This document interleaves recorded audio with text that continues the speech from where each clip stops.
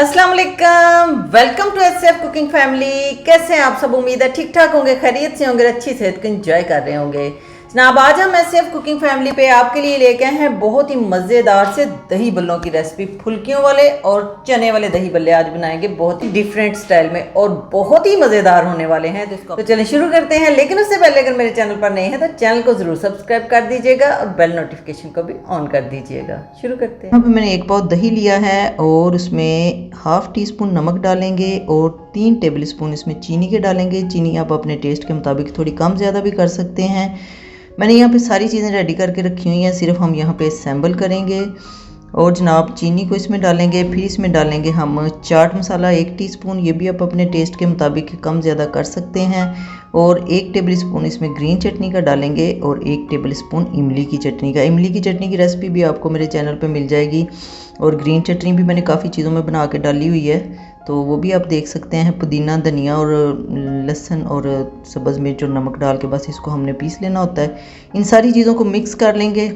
ये देखें जी, मिक्सचर हमारा तैयार हो गया, इसको साइड पे रखते हैं। चने मैंने पहले से बॉईल करके रखे हुए थे, 1 कप ले लेंगे।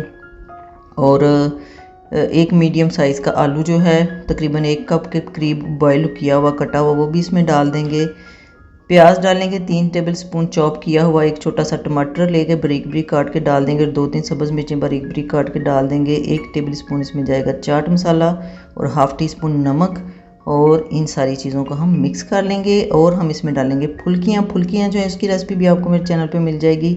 इसको हमने भिगो के रखा हुआ था पहले आधा घंटा और पानी निचोड़ के अब मैंने इसमें शामिल कर दिया है।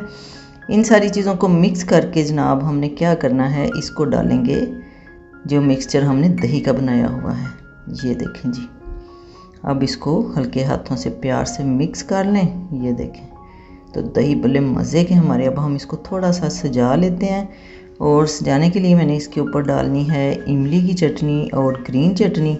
तीनों फिर इंज बस कुचर मुचर कर लो उत्ते उत्ते इसको इस तरह से ऊपर ऊपर इसको हल्का सा फैला देंगे और थोड़े से टमाटर और थोड़ी सी सब्ज़ मिर्च और ऐसे पुदीने के 2-3 पत्ते लगा के मैंने इसको सजा दिया। तो देखो कितनी सोहनी लगती है भी।